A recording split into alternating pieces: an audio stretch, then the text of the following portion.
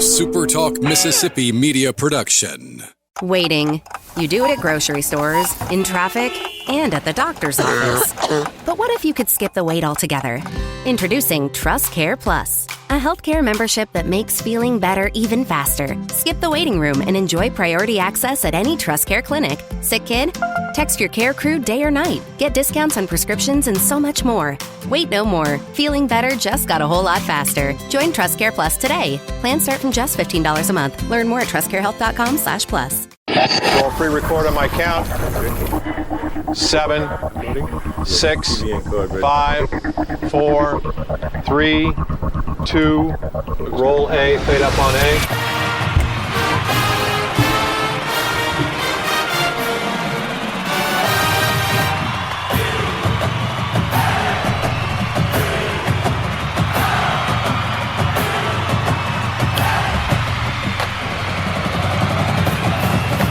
Southern Miss to the top. You're tuned in to the Eagle Hour. Let's go. SuperTalk Eagle Hour back on the air. Bob Getty, Kelly Center. We're in the Southern Bancorp studio here in Hattiesburg. Glad you're with us. Opening segment of the show every day, sponsored by Dickey's Barbecue Pit. Great place for a family meal tonight. Great place to cater your next special event with the holidays around the corner. Keep Dickey's in mind.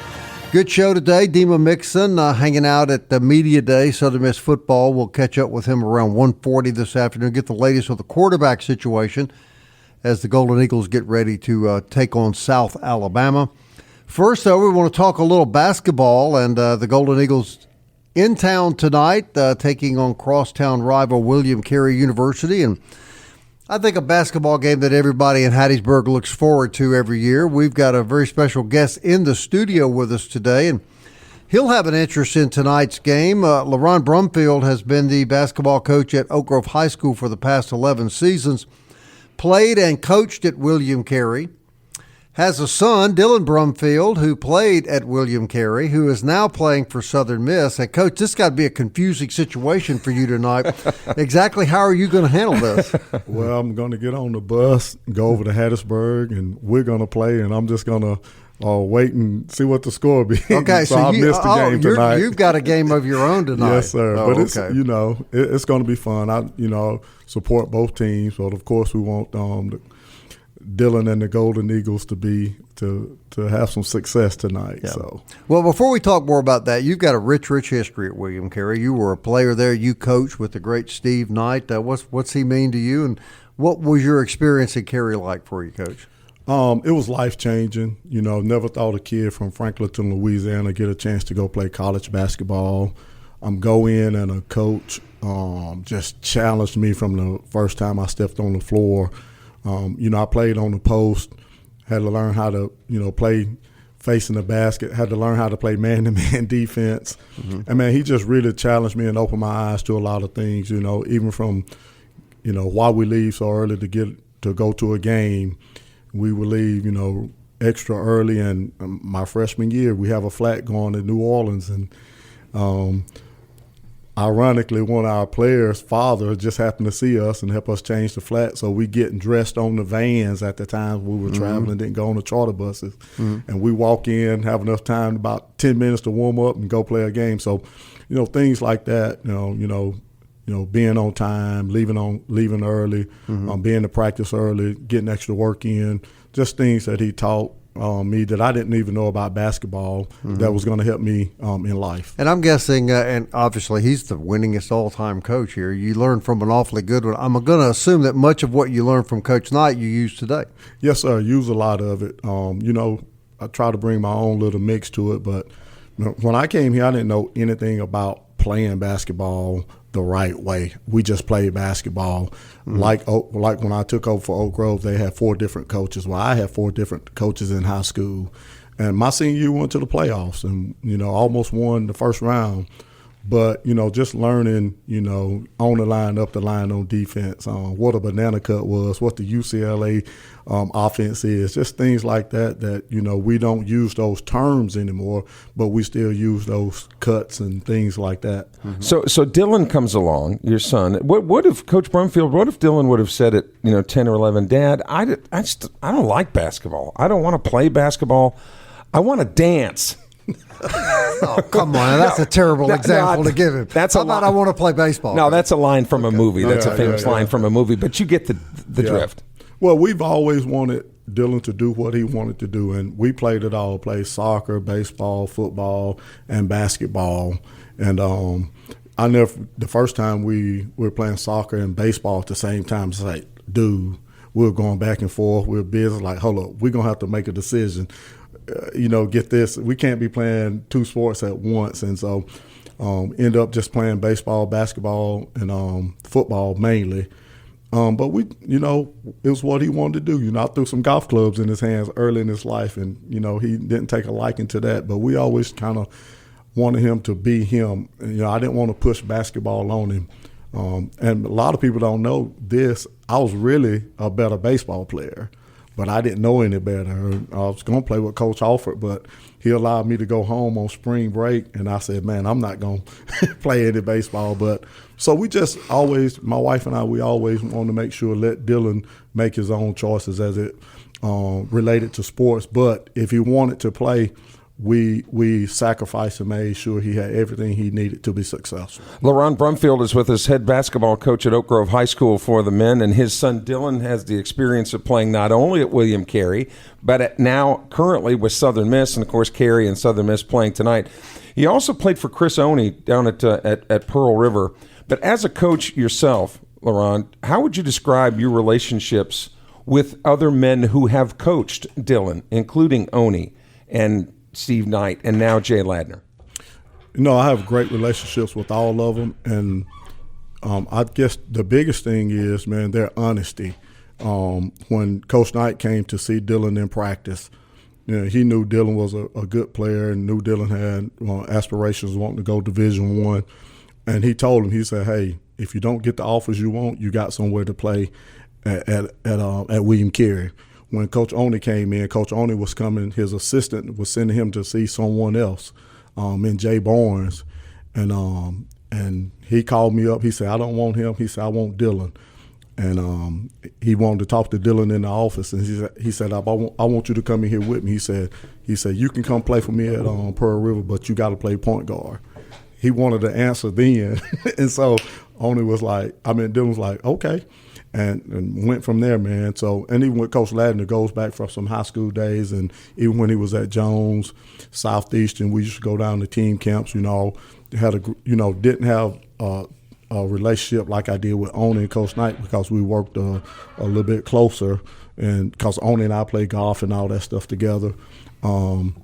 But I could call Jay at any time if I need anything. Coach Ron was his assistant, so always supported and always, had some type of relationship with them. And Bob, I think sometimes people forget that Jay Ladner put in some time at Oak Grove High School. Is that right? Yeah, 1 year. As a coach, yeah. Coach, I know you obviously talked to your son. I mean, how is he feeling about this tonight? This must be a unusual situation for him. Yeah, but Dylan's so laid back. He just, if he is stressing about it, he wouldn't tell us. Uh-huh. But he still has a relationship with Coach Knight, with Coach PJ and Bert. He played with those guys over there. So, as a matter of fact, last night I think he would talk about they were going to get on 2K and play after William Carey got out of practice. So, but he's going to approach it like any other game, man. Want to go out and win the basketball game, and then after it's all over, we can talk about the game or whatever when the game's over. But I don't think that he's putting any pressure on himself or anything like that. He's just going to go out and do what Dylan does. Well, men on both sides, was this a tricky situation in any way for him to leave Carey, played there, your background there, to go across town and play? No, from my understanding, the NAIA has been every rule the NCAA made that they kind of followed behind with eligibility standards. But for some reason, the ruling that they had that happened somewhere, I can't remember. I don't think the NAIA necessarily did that with the extra year. Once Dylan made his decision that once he found out he can go, he had another one more year. I say he got an extra year. Yeah. Okay. With the NCAA. With the NCAA. I got you. It had to be NCAA. Couldn't be. I got you. Couldn't be that took the problem away. Then. And so, and like I told him, just make sure you talk to coaches about it. Just make sure they know what's going on, and he did. And so when schools start calling, first visit was at USM, and didn't go anywhere else. Okay. All right, can you hang around, Coach? We'll talk to you about the game in general and a little more about tonight's game. As we head into the break, I want to remind our good friends at Forest Health, want to remind you, I should say, that keeping up with your favorite team is fun this time of the year, but you should never forget about the most important player, that's you.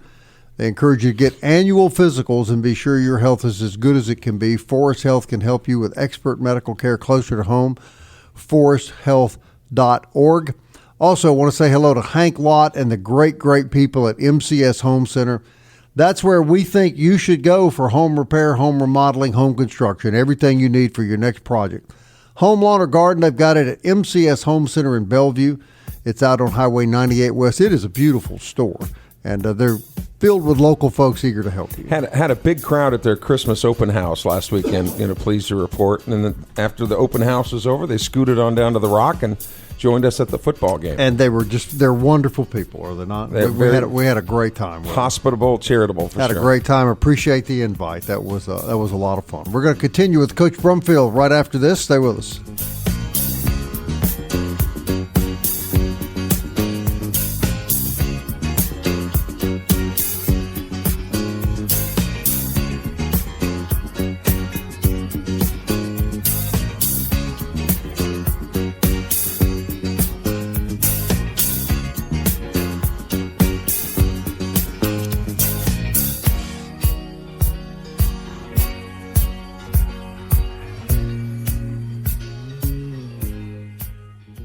Big news from Robinson Electric Supply in Laurel. We've moved. You'll now find us directly behind our old building, right by Sawmill Animal Hospital. We're still your trusted electrical distributor, carrying everything from conduit to tape. And don't forget our full line of Milwaukee tools. Whether you're a contractor or a DIY pro, stop by the new Robinson Electric Supply at 1222 West 6th Street and see what's lighting up Laurel. Robinson Electric Supply. New location, same trusted service. The Eagle Hour. Southern Miss to the top. All right, everybody, welcome back. Second segment of the SuperTalk Eagle Hour, every day sponsored by Eagle Tire West. They invite you to see them on Highway 98 West for premium Goodyear products, full-service auto and truck service. They're next to Smith Motor Company, Highway 98 West, Hattiesburg. Family operated since 1985. Eagle Tire and Eagle Tire West, Goodyear tires, full service, big Southern Miss supporters. LaRon Brumfield is in the studio with us, head basketball coach at Oak Grove High School, father of Dylan Brumfield, who will be on the floor tonight for the Golden Eagles when they take on William Carey University. And you played at William Carey. You like this crosstown thing, Coach? I think it's really cool every year. I enjoy it. Yes, sir. We've always wanted to play them. When I played, we didn't play USM, and we always thought that we can win. Mm-hmm. Of course, I would have been playing against Spoon and Bernard Haslett and those guys, but we played. You guys probably remember the summer league, so we always played against the Darren Chancellors and stuff like that, right? All the time. But I think it's a good thing for the city. I think it's a good thing that people can come out. Because a lot of people, in Hattiesburg may not know much about William Carey because it's such a small school, and so to speak. But when you really think about it, man, they got a lot of degree programs growing with the nursing programs. Yeah, no question. The doctor school, education. But I think it's a great thing, getting everybody involved, trying to bring everybody together. I think that's one thing that's missing in the world today. We're so drawn apart. So when you could bring a small school and a big school the same city, let's come together. Let's have some fun. Right. Cheer for your team. It's I think it's a good thing. It's a game. At the end of the day, it's a basketball game. And the two women's teams played last week. Yes, and it was crazy. Now I want to go back to the thing you said about playing against Spoon. This is your chance to go ahead and reveal it to the public.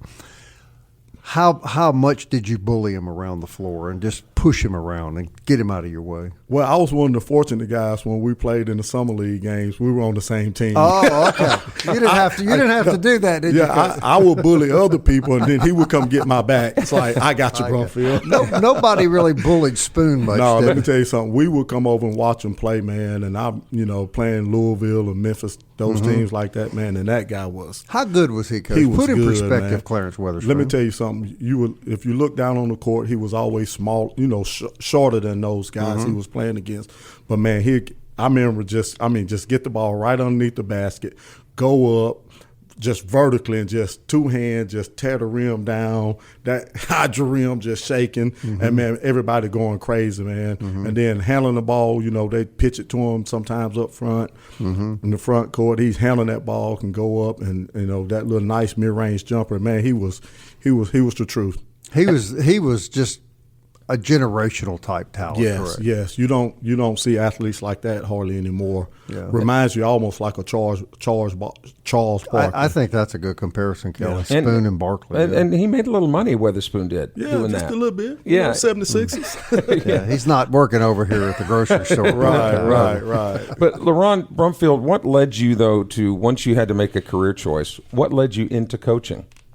Well, if you let my sisters tell you, I've been coaching a long time. Growing up, in the summertime we had to be outside. So, I taught my sisters how to play softball. If they missed ground balls, I made them run around the house. But my dad would try to do that now. Yeah, right? my dad in Louisiana, they play softball, fast pitch softball, and my dad played for the Town Takers. He was like the coach. So I just around him, man, being there, writing lineups and seeing that, I guess that just put something in me, man. And when I got to Carey and played, I always knew I wanted to coach. You see a lot of different sports, and I'll use baseball as an example. It used to be where you would, if a coach would tell you weren't good enough, you'd work harder to try to displace whoever, your buddy, but you were trying to work to get better.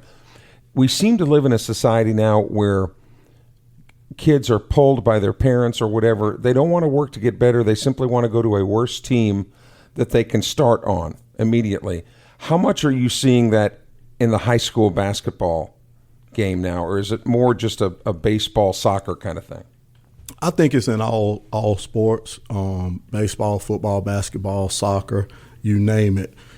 Everybody wants to play, and everybody thinks they should be playing. Right. And you got to put the work in. And I think we just make it so easy sometimes when, you can have, if it's not working out for me, I can go start my own team or whatever the case may be, or I can go somewhere else and play. And so, and I have to look at it from both sides as a coach and a parent.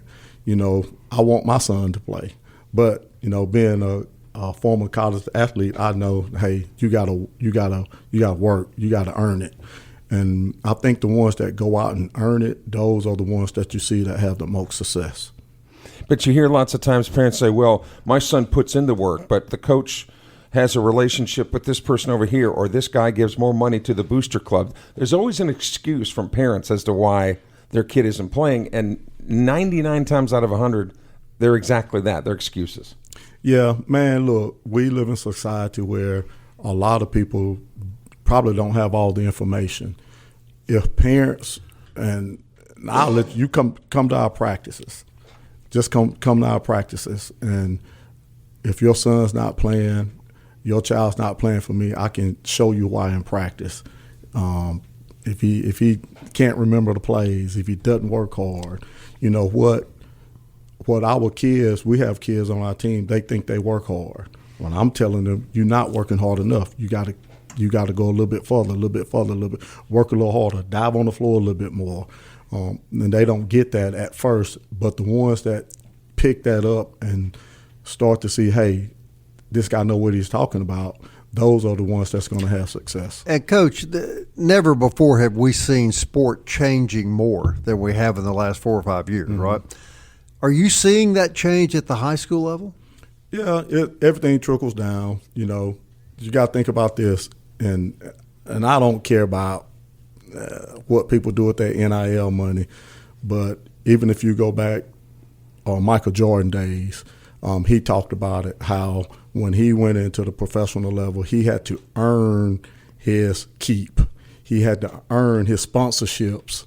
Nowadays, man, people are getting sponsorships on what they might be able to do. What their last name is. With their last, or whatever. And so, but that trickled down from the business side of it. You know, people own businesses and they, you know, it goes down to their sons or daughters or whoever the case may be, and they may not have worked a day in the family business.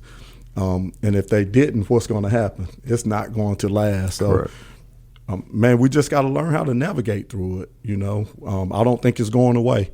And so, for us on the high school level, especially here in the Oak Grove area, I think we are kind of unique situation, man, because we're not known for a basketball school. You know, like I said, baseball, football, and so I kind of use that as my opportunity to say, hey guys, we need to work so the school can be known for a basketball school. Makes sense, so we kind of take that approach because, you know, this is something we just gonna have to deal with until I stop coaching. So money wise, we were talking in the production meeting, right? You see all these obscene amounts of money that college football coaches are making. And high school coaches who are much more valued by the athletes themselves, they'll say that their high school coaches had much more influence on them. Do we kind of have this bass backwards, so to speak, LaRon, where the college coaches who are not, according to the players, as influential as their high school coaches are, but yet the high school coaches aren't making the money that the college coaches are? What's up with that? Well, they got a few more donors. That's the biggest thing. You know, we can, as a coach, and when you coach on the high school level, even in the recreational level, man, you have a different type of relationship with these kids than you do when you start to get a little bit higher.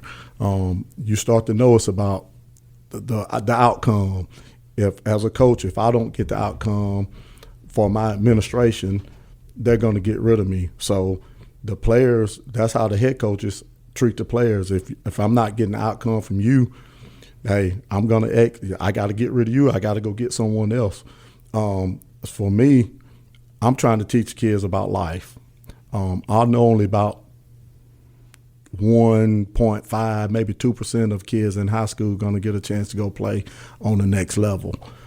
So I'm trying to teach them things about, hey, man, look, one day you're going to be grown. You're going to be just like me. You're going to have kids, and your head going to be hurting. You're not going to feel good, but you got to get your butt up, and you got to go to work because you got somebody at your house, your wife or whatever, a significant other, they gonna need some grocery money. You got to buy some milk you got to buy some shoes for the kids. So you can't be late for work. You know, your boss might be a turd. He may not like you.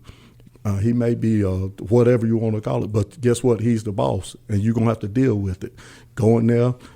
Yes, sir, and make your money and go home and be happy. Well, congratulations, Coach Brumfield. I think you're the first guest we've ever had that has used the word turd.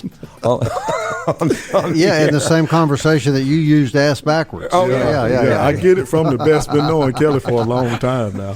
Hey, Coach, all of you high school coaches, and I told you this back in my office, you guys deserve the money more than the college coaches. That's just my opinion. Well, hey, you'll take it. I hope you help us make that happen. All right, Coach. Pleasure meeting you, sir. Pleasure was mine, sir. Thank y'all for having me. We'll be right back.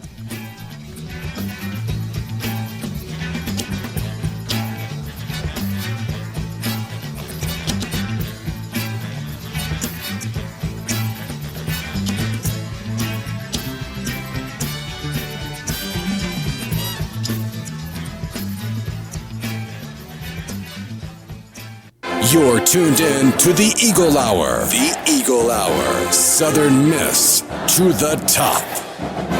Hey, welcome back. SuperTalk Eagle Hour on there. I want to thank Coach LaRon Brumfield. Very impressive man. Yeah, that's a tough one tonight, Bob. When Dylan played at Carey last year, now he's at Southern Miss this year. Yeah, but I got to tell you, I'm glad you brought Coach in here. It's a pleasure to meet him, and really, really impressive. Solid guy. Impressive, man. DBAT sponsors this segment of the SuperTalk Eagle Hour. They're down on Hardy Street. It's a great place to start thinking about for Christmas upcoming. They got a great pro shop. They get you gift certificates. They can give you all kinds of really cool gift ideas and stocking stuffers. First time I've said that this year, stocking stuffers. And your teeth didn't even fall out. No, I mean, this is that polygraph. I'm not even that old. Thank New goodness. and improved. Thank goodness. Mobay Beignet Company, 2902 Hardy Street. I can eat beignets with no problem. How about you, Kelly? I can too, but I just eat them too slowly to savor every bite. Yes, and too many. But that's why you savor them. You just enjoy the process. It's hard to eat just one. Yeah. There's a little question about that. That was like Lay's potato chips. Remember? That's what they used to say. Yeah, I do remember that. All right, still to come, Dima Mixon is going to join us in the 150 break. I reached out and asked Heath Hinton from Big Gold Nation to jump on the show with us. And Heath, I asked you to come on. I want to engage in a conversation with you and Kelly about something. And I don't want this to be now Bob Getty's griping again. Bob Getty's not griping again, okay? But this is just something that jumped out at me today, and I was very interested in getting the take from you two guys. And I got it back in my office with Coach Brumfield, so I knew how he felt. And that is the incredible benefit of coaching college athletics today and how you can become generationally rich from failure. And I don't know of another business that you can do that. And the latest example that I read this morning is James Franklin, the former coach at Penn State. Now, he made millions of dollars coaching at Penn State, and apparently they were off to such a bad start that he was dismissed. So he failed. Is that fair to say? This year was a failure in the eyes of his employer. He settled for a $9 million walkout bonus, and he has signed a similar $9 million contract now with Virginia Tech. So assuming it's 8, James Franklin, Kelly, and Heath made $17 million for having a failed football season. Heath Hinton, Big Gold Nation, when in the world does this insanity stop? When you put a cap on something, or when I don't know if you can. I mean, it's called free market, Bob. And as long as people are willing, as long as schools are willing to put these buyouts in, and they're willing to pay it to bring coaches in that they really want, I don't know when it's going to stop. It's kind of, the market these days. Kelly, I mean, capitalism is a wonderful thing. Is there that much money in college sports now that you can throw around $40-50 million like it's pocket change? Well, remember where most of that money's coming from, though, are these lucrative TV contracts. Yeah. So that's where it didn't happen in the old days because those TV contracts weren't around. Mm-hmm. But I think one of the things that's got to happen, and Lee Roberts and I actually talked about this on the show last week, athletic directors have got to stop. If money's an issue, they have to stop giving these coaches 4- and 5-year deals. Yeah. And here's why they need to stop it. Not only for the financial reasons, but because of the NIL now and because of the transfer portal. Charles Huff is living proof that you can turn a team completely around in 1 year. The old argument that they need 4 or 5 years, well, I need to get my guys in here. I need to recruit my guys. Well, you used to have athletes for 4 years. You don't anymore. No. Because of the transfer portal. Right. So, and I know athletic directors that might be listening to this going, oh, real easy for Santa to say he's never been an AD. But I'm telling you, if I were an AD, I wouldn't offer any more than a 2-year contract. No.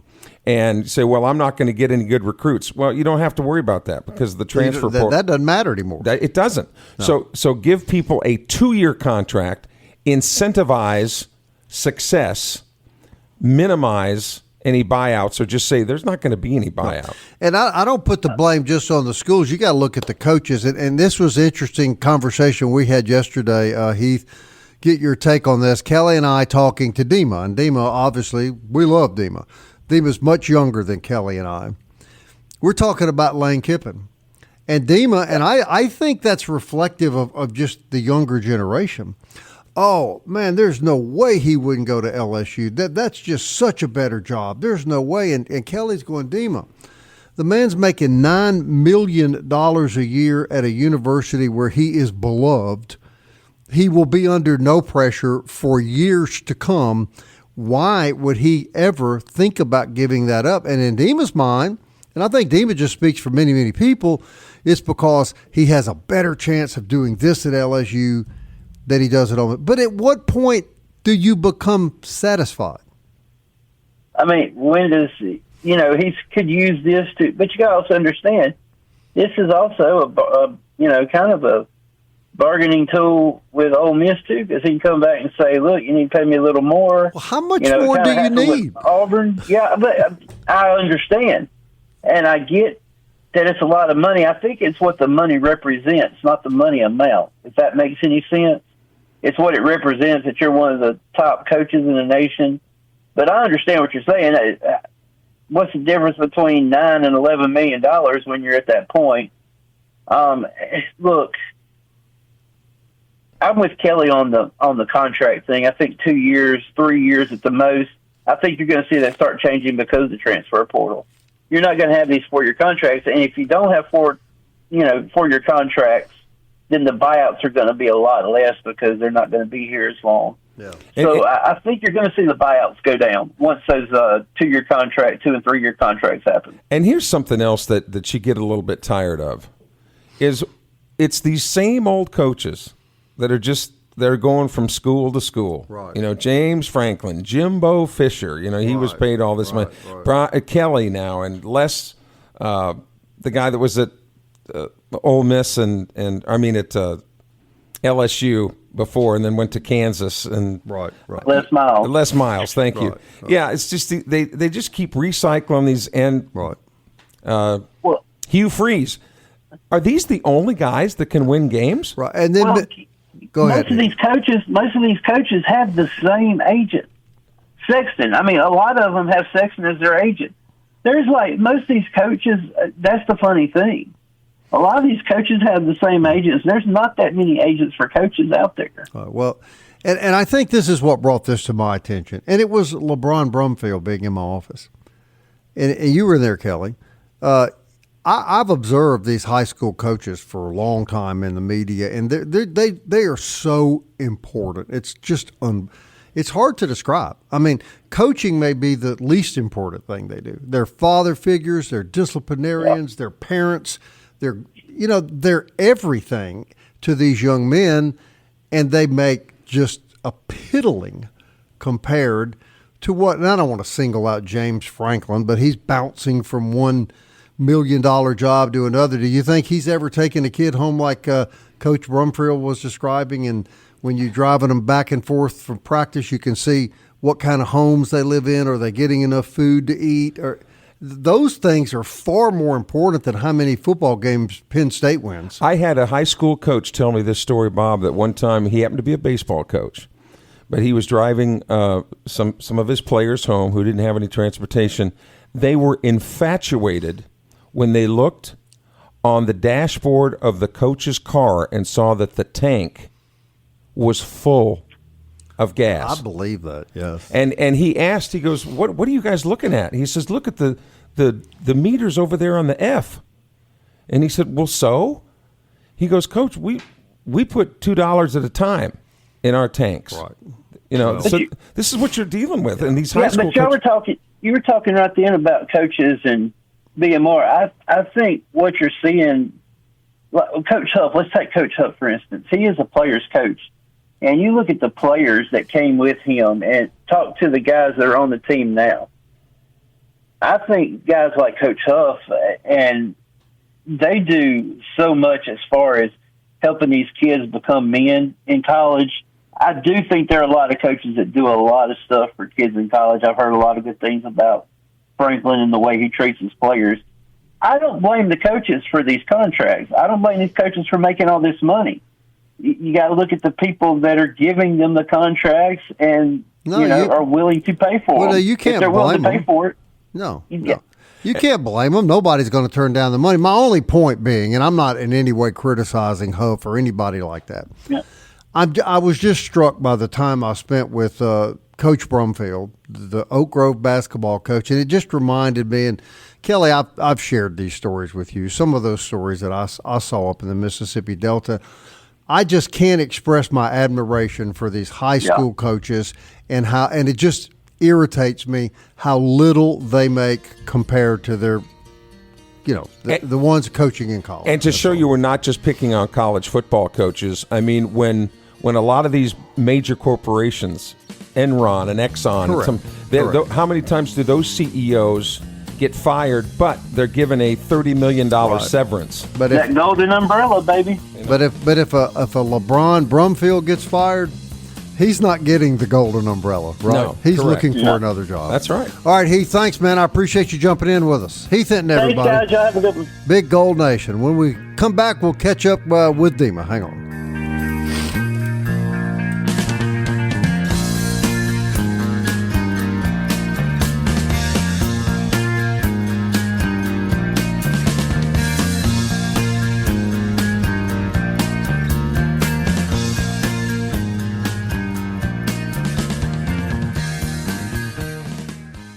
Big news from Robinson Electric Supply in Laurel. We've moved. You'll now find us directly behind our old building, right by Sawmill Animal Hospital. We're still your trusted electrical distributor, carrying everything from conduit to tape. And don't forget our full line of Milwaukee tools. Whether you're a contractor or a DIY pro, stop by the new Robinson Electric Supply at 1222 West 6th Street and see what's lighting up Laurel. Robinson Electric Supply. New location, same trusted service. Southern Miss to the top. You're tuned in to the Eagle Hour. All right, welcome back. Fourth segment of the Eagle Hour, sponsored by 4th Street Bar and Grill. Be a great place to catch the ball game Saturday afternoon. Get yourself a good poor boy sandwich and something cold to drink. It'll be a lot of fun. 4th Street Bar and Grill, we really appreciate all that they do for us. Genesis of Hattiesburg, the official auto dealer of our program. Their sedans and SUVs are all available at Mississippi's exclusive Genesis dealership, Highway 98 West at Hattiesburg. And don't forget about the SuperTalk Eagle Hour podcast on Apple, Audible, Spotify, Stitcher, TuneIn, YouTube, or you can tell Alexa or Siri to play the SuperTalk Eagle Hour. Dima Mixon covers Football Media Day for the Eagle Hour every Tuesday, and we're happy to get his latest report. All right, Dima, the question is obvious. What Coach have to say about Braylon Braxton and his availability this weekend? Yeah, he said that he, quote-unquote, feels better about him playing on Saturday.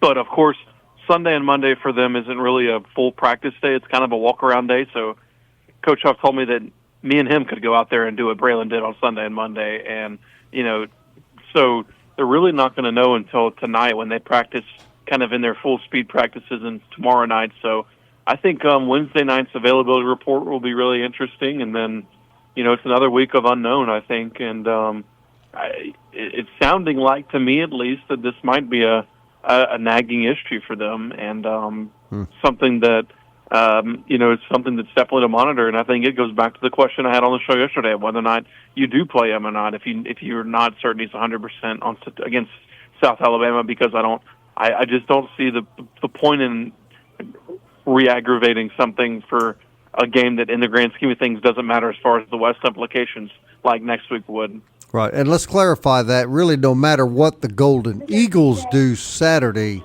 will have no effect on their ability to get to the championship game as long as they beat Troy. Do I have that right? Correct. Unless Troy were to lose on Saturday to Georgia State, which probably isn't going to happen. If Troy beats Georgia State, then regardless win or lose against South Alabama, Southern Miss would play Troy for the West Division next week. So you figure it's going to be a game day decision? I don't know about a game day decision. I think they'll have something. They'll know something by tonight or tomorrow night because they knew something before game day last week, even though it said it was a game time decision. Landry Liddy confirmed that in the post-game press conference when he said that he knew a couple of days before the game that he was going to start. Mm-hmm. And Dima, tell us about the conference rule about actually showing your cards, so to speak, one way or the other. Each team has to file an availability report. Yeah, every team, and that was something new that they've started this year. They've never done that before, and I just think it's either probable, questionable, or out. That's like the three labels that you give. And then on the game day, it's either a game time decision, out, or, just doesn't appear on the availability report.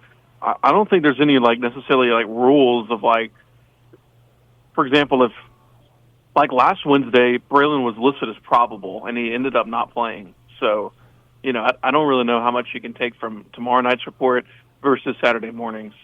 I gotcha. And if there's no, I guess really you could say probable then for just about anybody if there's no right. Because I don't think there's any rules that says if it's a 50-50 on Wednesday night, then you could say that that's theoretically probable. What else, now that the dust settled a little bit from Saturday, did you hear anything from Coach Huff today that maybe he didn't talk about following the Texas State game? Yeah, no, I thought it was interesting. He talked about, our good friend Glenn Dyer asked him a question about, he thought that Texas State was able to scheme them up pretty good. And Huff kind of pushed back on that and saying that he didn't feel like they were out-schemed, just Texas State was executing and they didn't on offense, which to me, of course, is the biggest concern of why the offense couldn't execute, and maybe the neutralizer in that is just Braylon Braxton playing. But, if the offense continues to not be able to execute, I think that's a huge concern for Southern Miss going forward and playing a pretty good defense this week against South Alabama. And then, of course, next week when you play Troy in a potential West Division title game.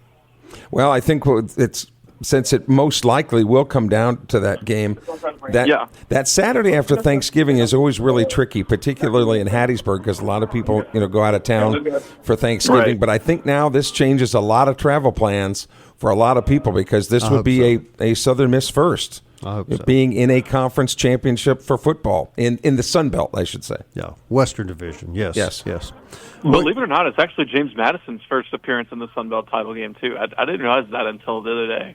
That just doesn't seem possible, does it? I know. I agree. I thought they had played in every championship of every sport they've ever played in. Checkers, chess, whatever. All right, Dima. Well, I guess we'll just have to wait and see, but all eyes will be on Braylon Braxton. I think that's fair to say, right?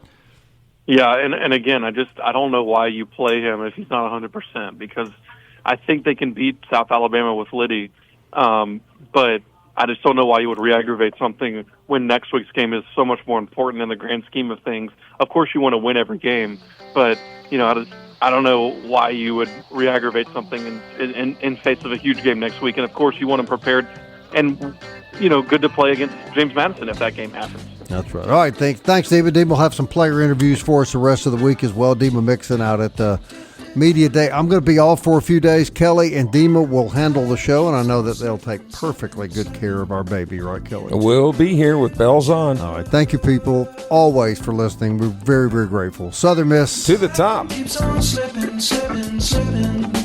into the future. I want to fly like an eagle to the sea.